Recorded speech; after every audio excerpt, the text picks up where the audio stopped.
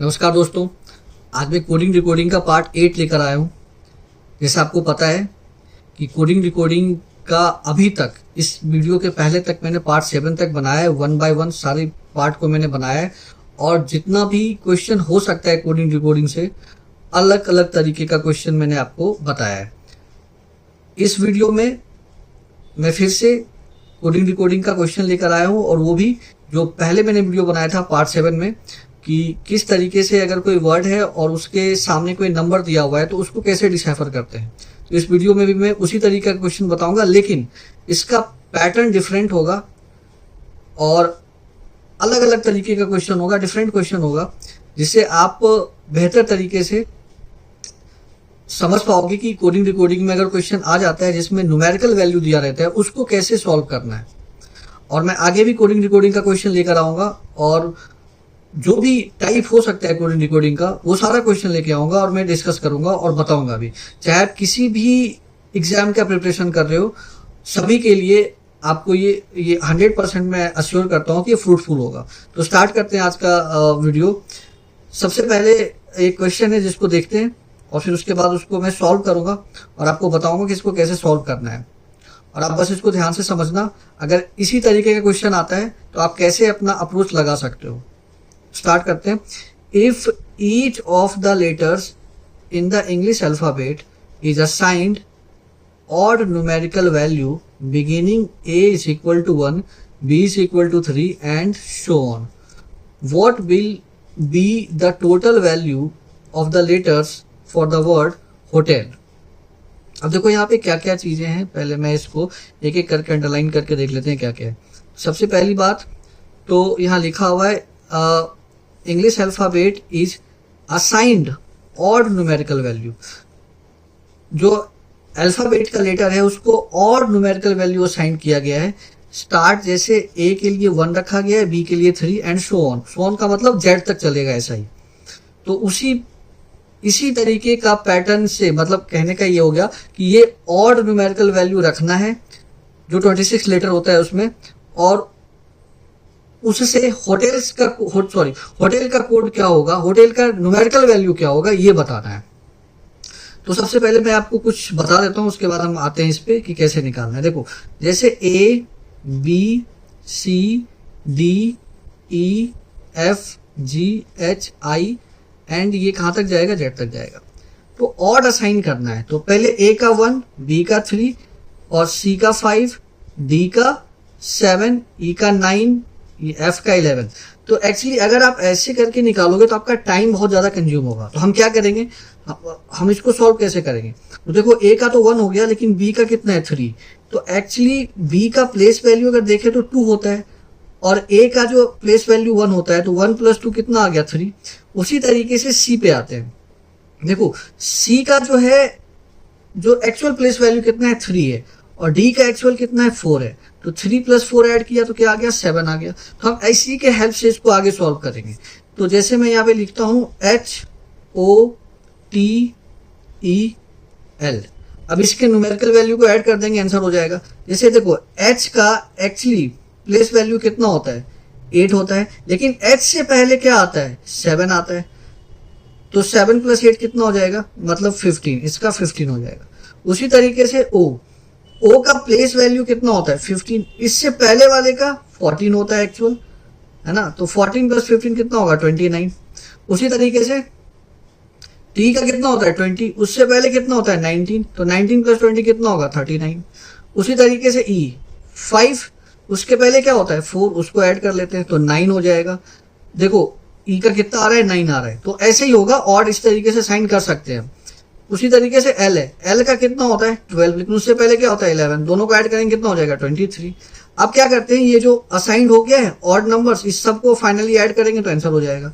तो ऐड कर लेते हैं। जैसे 15 + 29 + 39 + 9 + 23, सबको ऐड कर लेते हैं। 3 + 9 12 + 9 21 + 9 30 + 5 35।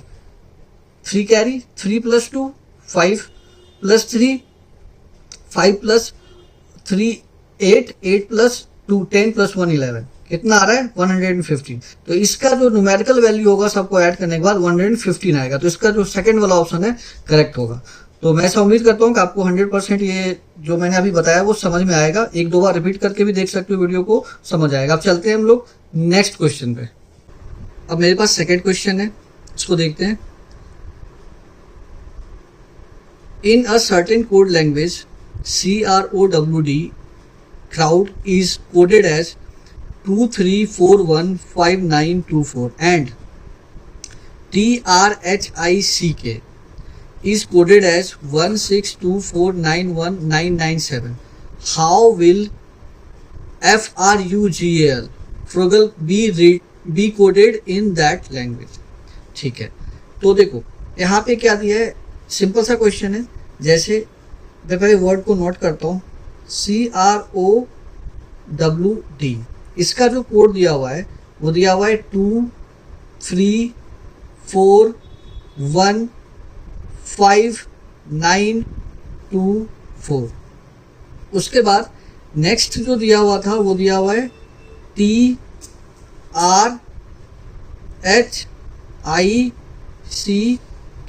इसका दिया हुआ है 162491997।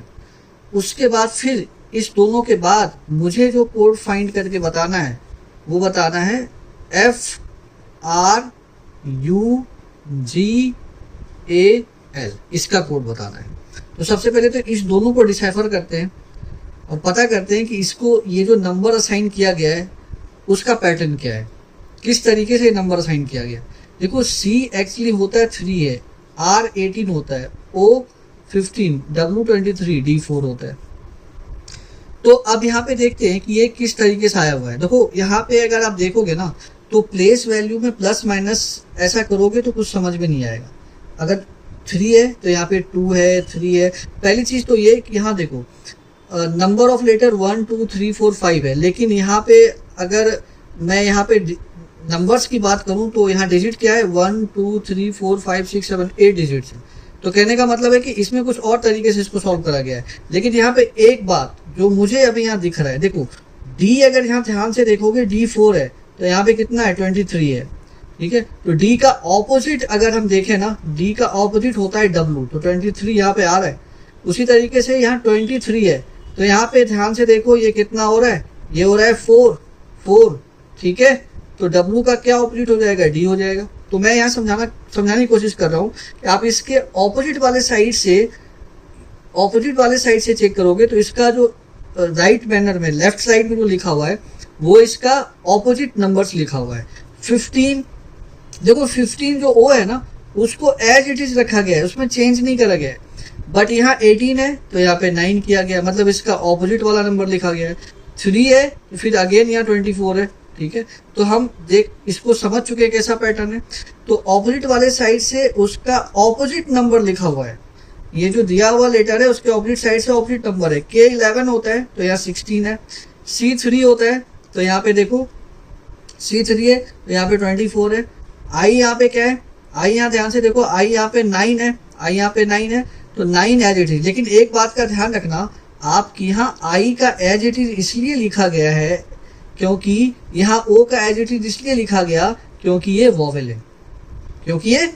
है, ध्यान रखना, क्योंकि ये वोवेल है, ठीक है। अब देखो H है तो H का हो जाएगा कितना, 8 होता है, उसका ऑपोजिट कितना हो गया, 19 हो गया। तो R 18 है तो उसका ऑपोजिट क्या हो गया, 9 हो गया, है ना। ऑपोजिट मतलब ये होता है कि दो लेटर के प्लेस वैल्यू का अगर हम सम करें तो 27 आता है। तो 27 में अगर सब्ट्रैक्ट कर देंगे इसका प्लेस वैल्यू तो उसका ऑपोजिट आ जाएगा। T 20 है तो 20 से अगर हम चलें तो यहाँ पे कितना आ गया, यहाँ पे 7 आ गया, ठीक है। इस तरीके से तो आप समझ सकते हो कि इसमें क्या हुआ इस पैटर्न में। देखो वोवेल को एज इट इज उसका प्लेस वैल्यू असाइन करना है। वोवेल जो है वो एज इट इज रहेगा, ठीक है। लेकिन जो कॉन्सोनेंट है उसका ऑपोजिट लिखना है, उसके प्लेस वैल्यू का ऑपोजिट करना है। चलो यहाँ पे असाइन करके देख लेते हैं। F6 R18 U21 G7 A1 L12। देखो L है, L का ऑपोजिट क्या हो जाएगा, 15 होता है, मतलब 15 आ जाएगा। L12 है, 27 - 12 कितना हो जाएगा, 15। A यहाँ पे क्या है, A वोवेल है, इसका एज इट इज रह जाएगा कोड 1। फिर जी है तो जी का क्या होगा, 27 माइनस 7 करो 20 हो जाएगा। फिर यहाँ पे देखो यू एज इट इज रहेगा, 2 1 ही रहेगा क्योंकि ये वोवेल है, ठीक है ना। उसके बाद आर 18 है तो 27 माइनस 18 कितना हो जाएगा, 9। फिर उसके बाद एफ है तो 27 माइनस 6 करेंगे 21 हो जाएगा। तो इसका जो कोड है क्या होगा, 1512021 तो सी वाला ऑप्शन करेक्ट है। तो मैं ऐसा उम्मीद करता हूँ कि थोड़ा ट्विस्टेड क्वेश्चन था लेकिन फिर भी समझ में आपको आ जाएगा। चलते हैं हम नेक्स्ट क्वेश्चन पे। अब मेरे पास ये क्वेश्चन नंबर 3 है, इसको चेक करते हैं, इसको सॉल्व करते हैं। In a certain code language HARVEST is coded as 222172420310. How will farmer FARMER be coded in that language? ध्यान रखना कि इसमें जो वर्ड दिया जाता है जरूरी नहीं है कि उसका मीनिंगफुल वर्ड हो ही, कभी कभी ऐसे भी लेटर्स के कॉम्बिनेशन में कुछ वर्ड लिख दिया जाता है जिसका कोई सेंस भी नहीं होता है, ठीक है। तो उस पर आपको ध्यान नहीं देना है, जो लेटर्स दिया है उसको किस तरीके से असाइन किया है उस पर फोकस करना है। तो सबसे पहले हम हार्वेस्ट को लिखते हैं, इसके कोड को डिसाइफर करते हैं किस तरीके से आया हुआ है। HARVEST, देखो 22217243 and 10। H8A1 R18 V22 E5 S19 T20। तो चेक करते हैं ये आया कैसे, ठीक है। तो यहाँ ध्यान से देखो, मुझे जैसा समझ में इसमें आ रहा है, देखो 2022 1921 57 22 24 18 20 13 8 10। तो ये बिल्कुल ही आसान क्वेश्चन है। इसमें क्या करना है आपको, देखो 8 10 1 3 18 20 22 24 5 7 19 21 20 22। तो हम इसको नेक्स्ट वाले जो दिया हुआ है क्वेश्चन उसको निकाल लेते हैं। FARMER, ठीक है। F6A1 R18 M13 E5 R18। आप चाहे तो प्लेस वैल्यू मत लिखना, डायरेक्ट आप सॉल्व कर सकते हो, ऑप्शन टिक कर सकते हो। तो देखो सबसे पहले हम इधर से स्टार्ट करते हैं। 18 + 2 20 तो लिख लेते हैं। 5 + 2 7 इसको कर लेते हैं। 13 + 2 15 ये हो गया। 18 + 2 20 ये हो गया। देन 1 + 2 3 और फिर 6 + 2 8, ठीक है। तो इसका आंसर होगा 27 15 20 3 8। तो सेकंड वाला ऑप्शन करेक्ट होगा। चलते हैं नेक्स्ट क्वेश्चन पे। क्वेश्चन नंबर 4, देखो in a certain code language LARVAE is coded as 15195112. How will INSECT be coded in that language? तो सबसे पहले वर्ड को नोट करते हैं जो दिया हुआ है LARVAE। तो 15 1 9 5 1 and 2। पहले चेक कर लेते हैं कि इसको किस तरीके से कोड करा गया है या कैसे नंबर असाइन करा गया है। L12 A1 R18 V22 A1 E5, ठीक है। तो चेक करके देख लेते हैं। देखो यहाँ पे अगर मैं देखूं जैसा मुझे समझ में आ रहा है, देखो यहाँ पे 12 है 15 है, ठीक है। वॉवेल एज इट इज है, 18 है 9 है, मतलब L का ऑपोजिट अगर देखें तो 15 होता है। प्लेस वैल्यू की बात कर रहा हूँ। L12 क्यों ऐसा होता है, क्योंकि दो ऑपोजिट लेटर का सम करोगे ना, दो ऑपोजिट लेटर को अगर ऐड करोगे ना 27 आएगा। यहाँ A एज इट इज है, 18 + 9 27 है, V 22 + 5 27 है, यहाँ फिर 1 एज इट इज है, और E जो है यहाँ ध्यान से देखते हैं, E का जो कोड किया गया है, E का कोड है 2, ठीक है। E का 2 है। E2 कैसे आया है मैं आपको बताता हूँ। देखो वॉवेल क्या क्या होता है, AEIOU होता है, ठीक है। देखो AEIOU तो एक तो प्लेस वैल्यू होता है इसका, जैसे प्लेस वैल्यू इसका इस तरीके से हो गया। बट एक इसका अगर वॉवेल्स का ऑर्डर देखें तो कैसा होगा, ये A 1 प्लेस पे आ रहा है, ये सेकंड प्लेस पे अकॉर्डिंग टू वॉवेल्स, और ये 3, ये 4 और ये 5, इसीलिए ए का 1 करा है और ई का 2 कर दिया है, क्योंकि ई सेकंड पोजीशन पे आ रहा है। अगर वॉवेल्स में अगर देखा जाए उसके सीक्वेंस के हिसाब से तो सेकंड प्लेस पे आएगा। तो सॉल्व करते हैं। INSECT, ठीक है। आई कितने प्लेस पे आ रहा है, तो थर्ड पे आ रहा है, तो यहाँ पे 3 लिख लो, इसमें कुछ चेंज नहीं करना है, ठीक है। बट एन जो है वो कॉन्सोनेंट है, और कॉन्सोनेंट के लिए क्या करना है, देखो वॉवेल के लिए तो उसका जो सीक्वेंस है उसको रखना है, लेकिन कॉन्सोनेंट में उसका जो ऑपोजिट नंबर है वो रखना है। तो एन होता है 14, तो 14 के ऑपोजिट में क्या आएगा 13, तो यहाँ पे 13 करना है।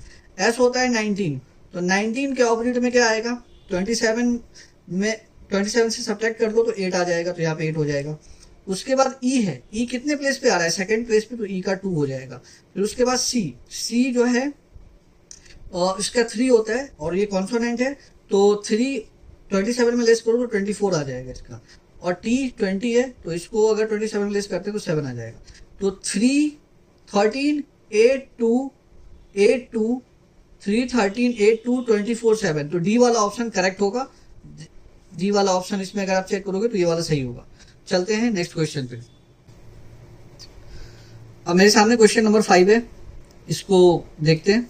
इन a certain code language GUM is coded as 49441169, how will WAX be coded in that language. Correct. सबसे पहले तो वर्ड को लिखते हैं GUM, इसको कोड कैसे करा गया है, तो देखो 49441169, ठीक है। देखते हैं इसको किस तरीके से असाइन किया गया इसको नंबर, उसी तरीके से फिर मुझे इसका कोड फाइंड करना है WAX का। तो G होता है 7, U होता है 21, M होता है 13, 7 है 49। देखो एकदम सिंपल है, 7 का स्क्वायर करोगे ना 49 होगा, तो 49 है। 21 का स्क्वायर कर लो, कितना होगा 441 होता है, तो 441 लिखा हुआ है। और 13 का स्क्वायर करोगे तो हो जाएगा 169, तो यहाँ 169। तो एकदम सिंपल क्वेश्चन है ये, बस आपको क्या करना है स्क्वायर कर लेना है, इसको स्क्वायर कर लेना है और यहाँ पे नंबर्स को प्लेस करना है। W23 A1 X24। अब यहाँ ध्यान से देखो 23 दिया हुआ है, तो 23 का जो अगर होगा यहाँ पे वो क्या हो जाएगा, 23 का हो जाएगा 529 और 1 का स्क्वायर तो एज इट इज रह जाएगा। और 24 दिया हुआ है, 24 का कितना हो जाएगा 576।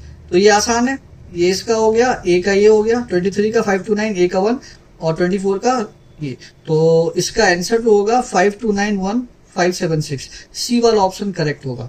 तो आई होप, मुझे ऐसा लगता है जो भी मैंने क्वेश्चन बताया है पार्ट 8 में वो आपको समझ में जरूर आएगा। आप इस तरीके के क्वेश्चन को मैं और भी आगे लेके आऊंगा। कोडिंग डिकोडिंग में खास करके जितना भी टाइप्स हो सकता है मैं और भी क्वेश्चन लेकर के आऊंगा और सभी टाइप को लेके आऊंगा। और क्लॉक भी मैं साथ के साथ लेके आ रहा हूँ, क्लॉक का पहले कॉन्सेप्ट बताऊंगा, मैं आगे के वीडियो में क्लॉक भी लेके आऊंगा और जो कोडिंग डिकोडिंग कर रहा हूँ उसे भी मैं एक्सप्लेन करूंगा। तो दोनों पैरेलल लेके आऊंगा। आप मेरे वीडियो को देखते रहो और समझते रहो, और जहां तक हो सकता है अगर आपको ठीक लगता है तो शेयर कर सकते हो। धन्यवाद।